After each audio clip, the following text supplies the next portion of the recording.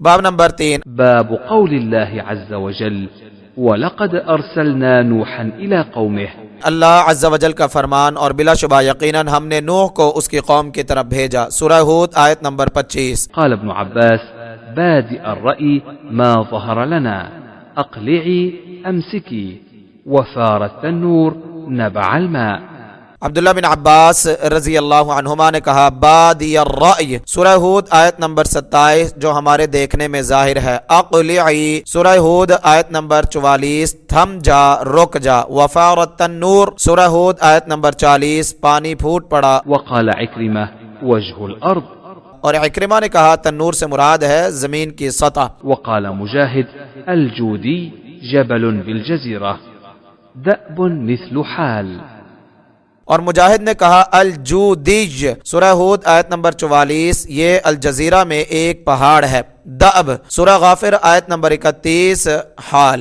فائدہ بادی اگر بدا یبدو ناقص واوی سے اسم فاعل ہو تو اس کا معنی ہے ظاہر، اور رأیٌ کا معنی ہے دیکھنا. اور اگر بدا یبدو محموز اللام سے اسم فاعل ہو تو اس کا معنی ہے پہلی نظر میں. التنور کا معنی یا تو نوح علیہ الصلوۃ والسلام کے گھر کا روٹیاں پکانے والا تنور ہے جس سے پانی پھوٹنا کشتی پر سوار ہونے کے لیے نشانی مقرر تھا، یا تنور کا معنی زمین کی سطح ہے. مطلب یہ ہے کہ جب زمین کی سطح سے ہر جگہ چشمے پھوٹنے لگیں تو ایمان والوں اور ہر جانور کے جوڑے کو کشتی میں سوار کر لو. الجودیج الجزیرہ سے مراد جزیرہ ابن عمر کے مشرقی حصے میں دجلہ و فرات کے درمیان واقع پہاڑ ہے. عینی آج کل اکثر لوگوں کا کہنا ہے کہ یہ پہاڑ ترکی، ایران اور آرمینیا کی حدود کی تکون میں واقع ہے. اسے کوہ ارارات یعنی ارارات کہا جاتا ہے. کتاب مقدس یعنی بائبل میں اس کا یہی نام مذکور ہے. اس کی بلندی 2089 میٹر ہے، بعض نے 2114 میٹر لکھی ہے.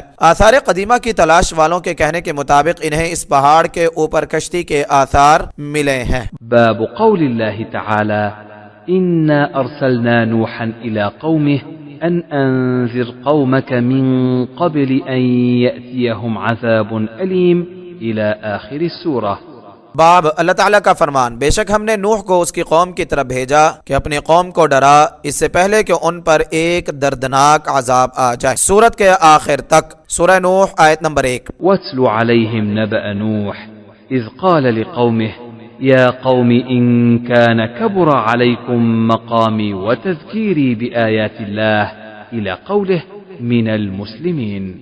اور ان پر نوح کی خبر پڑھ جب اس نے اپنی قوم سے کہا اے میری قوم اگر میرا کھڑا ہونا اور اللہ کی آیات کے ساتھ میرا نصیحت کرنا تم پر بھاری گزر رہا ہے، الی قوله اور مجھے حکم دیا گیا ہے کہ میں فرما برداروں میں سے ہو جاؤں. سورہ یونس آیت نمبر 71-72. حدیث نمبر 3337. حدثنا عبدان أخبرنا عبد الله عن يونس عن الزهري قال سالم وقال ابن عمر رضي الله عنهما قام رسول الله صلى الله عليه وسلم في الناس فأثنى على الله بما هو أهله ثم ذكر الدجال فقال إني لأنذركموه وما من نبي إلا أنذره قومه لقد أنذر نوح قومه ولكني أقول لكم فيه قولا لم يقله نبي لقومه تعلمون أنه أعور وأن الله ليس بأعور.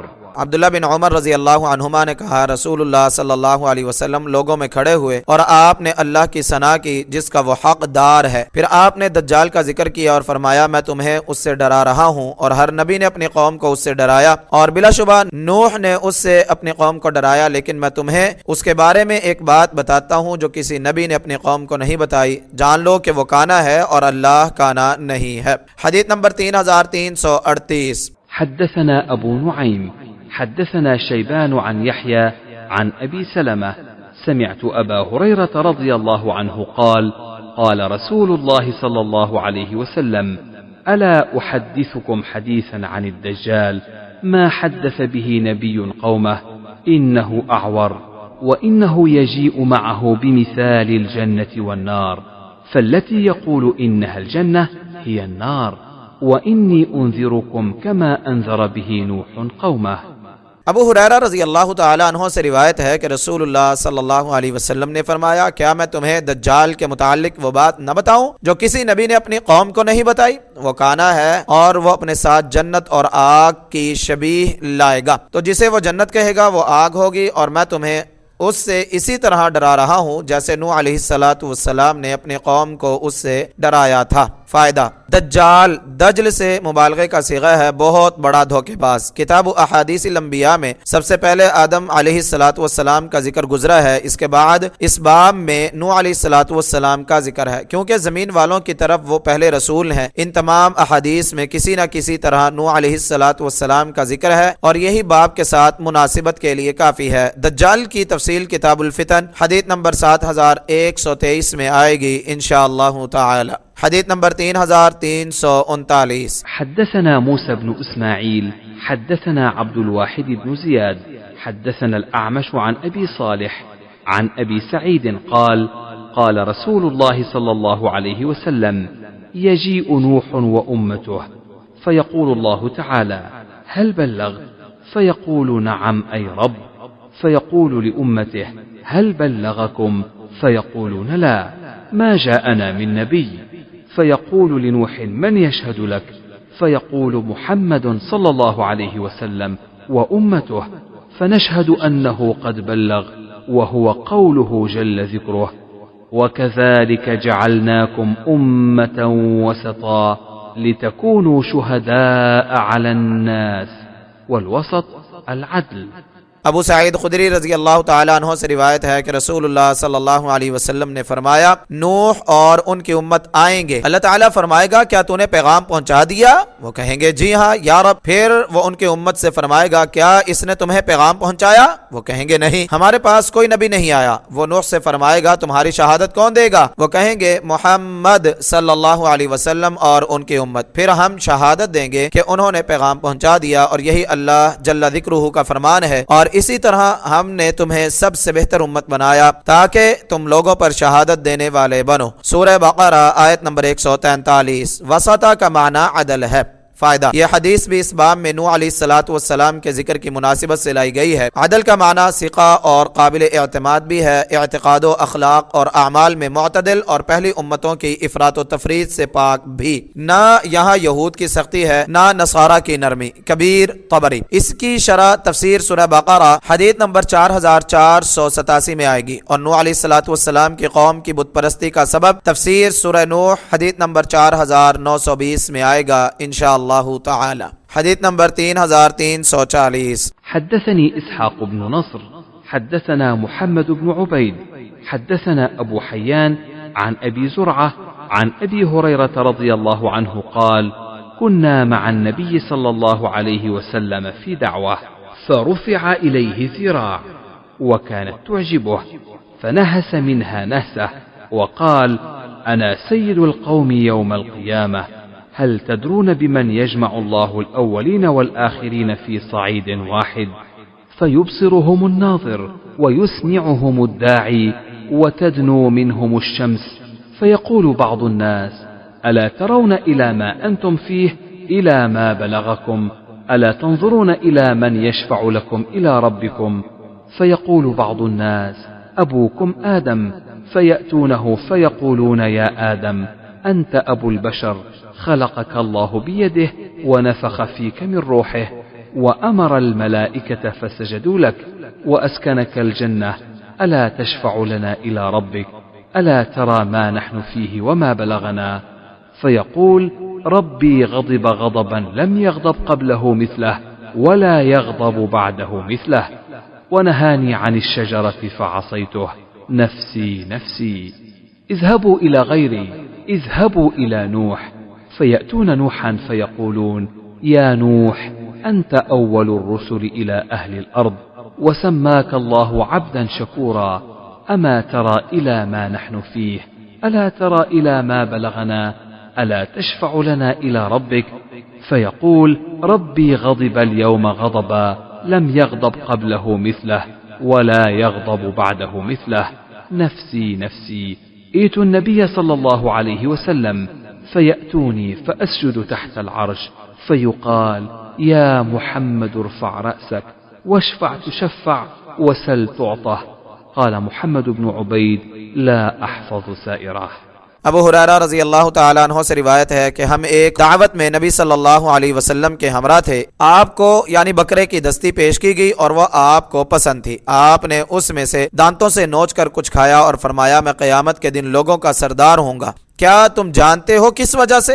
اللہ تعالیٰ پہلوں اور پچھلوں کو ایک میدان میں اکٹھا کرے گا. دیکھنے والا ان سب کو دیکھے گا اور بلانے والا ان سب کو سنا لے گا. اور سورج ان کے قریب آ جائے گا تو کچھ لوگ کہیں گے: تم دیکھتے نہیں کہ تم کس حال میں ہو؟ تمہاری تکلیف کہاں تک پہنچ گئی ہے؟ کیا تم ایسا شخص نہیں دیکھتے جو تمہارے رب کے پاس تمہارے لیے سفارش کرے؟ تو کچھ لوگ کہیں گے: وہ تمہارے باپ آدم علیہ السلام ہیں. تو لوگ ان کے پاس آئیں گے اور کہیں گے: اے آدم، آپ انسانوں کے باپ ہیں. اللہ نے آپ کو اپنے ہاتھ سے پیدا کیا اور آپ میں اپنی خاص روح پھونکی اور فرشتوں کو حکم دیا تو انہوں نے آپ کو سجدہ کیا اور اس نے آپ کو جنت میں ٹھہرایا. کیا آپ اپنے رب کے پاس ہمارے لیے سفارش نہیں کریں گے؟ کیا آپ دیکھتے نہیں کہ ہم کس حال میں ہیں اور ہماری تکلیف کس حد تک پہنچی ہے؟ وہ کہیں گے: میرا رب ایسا غصے ہوا ہے کہ اس سے پہلے ایسا غصے نہیں ہوا اور اس کے بعد بھی ایسا غصے نہیں ہوگا، اور اس نے مجھے اس پودے سے منع کیا تو میں نے نافرمانی کی. میری جان، میری جان، میرے علاوہ کسی کے پاس جاؤ. نوح کے پاس جاؤ تو وہ نوح علیہ السلام کے پاس جائیں گے اور کہیں گے: اے نوح، آپ زمین والوں کی طرف سب سے پہلے رسول ہیں. اللہ نے آپ کا نام بہت شکر گزار بندہ رکھا ہے. کیا آپ دیکھتے نہیں کہ ہم کس حال میں ہیں؟ کیا آپ دیکھتے نہیں کہ ہماری تکلیف کس حد تک پہنچی ہے؟ کیا آپ اپنے رب کے پاس ہماری سفارش نہیں کریں گے؟ وہ کہیں گے: میرا رب آج ایسا غصے ہوا ہے جو اس سے پہلے غصے نہیں ہوا، نہ اس کے بعد ایسا غصے ہوگا. میری جان، میری جان، تم نبی صلی اللہ علیہ وسلم کے پاس جاؤ. چنانچہ وہ لوگ میرے پاس آئیں گے تو میں عرش کے نیچے سجدہ کروں گا. کہا جائے گا: اے محمد، اپنا سر اٹھا اور سفارش کر، تیری سفارش قبول کی جائے گی اور مانگ، تجھے دیا جائے گا. محمد بن عبید یعنی راوی نے کہا: مجھے پوری حدیث یاد نہیں ہے.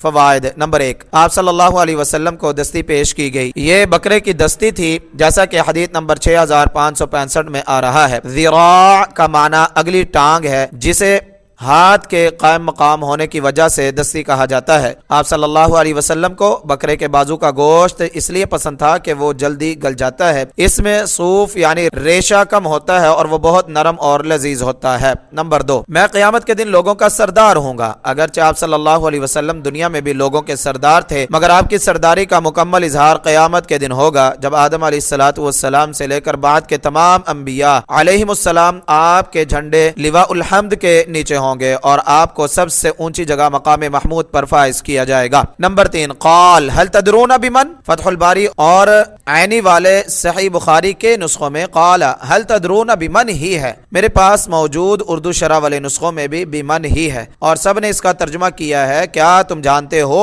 یہ کس وجہ سے ہے؟ میں نے بہت غور کیا مگر یہ بمن کا ترجمہ نہیں ہو سکتا. البتہ پاک و ہند میں صحیح بخاری کے مشہور درسی نسخہ اصح المطابع میں بیما ہے. اسی طرح طبع یونینیہ کے حاشیہ پر درج ایک نسخے میں بھی بیما ہی ہے. اس لفظ کا وہی معنی ہے جو اردو مترجمین نے کیا ہے. نمبر 4، اے نوح، آپ زمین والوں کی طرف سب سے پہلے رسول ہیں. اس پر ایک اشکال پیش کیا جاتا ہے کہ نوح علیہ السلام سے پہلے آدم علیہ السلام نبی تھے اور یقیناً وہ خود اور ان کی اولاد کسی شریعت پر عمل کرتی ہوگی، تو وہ رسول بھی ہوئے، پھر نوح علیہ السلام پہلے نبی کیسے ہوئے؟ حافظ رحمہ اللہ نے اس کا جواب یہ لکھا ہے کہ آدم علیہ السلام کے زمانے میں زمین پر صرف ان کی اولاد تھی جن کی وہ والد کی حیثیت سے تربیت کرتے تھے. زمین کے دوسرے حصے آباد ہی نہیں ہوئے تھے، جبکہ نوح علیہ السلام کے زمانے میں ان کی اپنی اولاد کے علاوہ آدم علیہ السلام کی دوسری اولاد بھی زمین کے مختلف علاقوں میں پھیل چکی تھی. ان کی طرف سب سے پہلے رسول نوح علیہ السلام ہی تھے. اور اگر نبی اور رسول کا فرق کیا جائے کہ رسول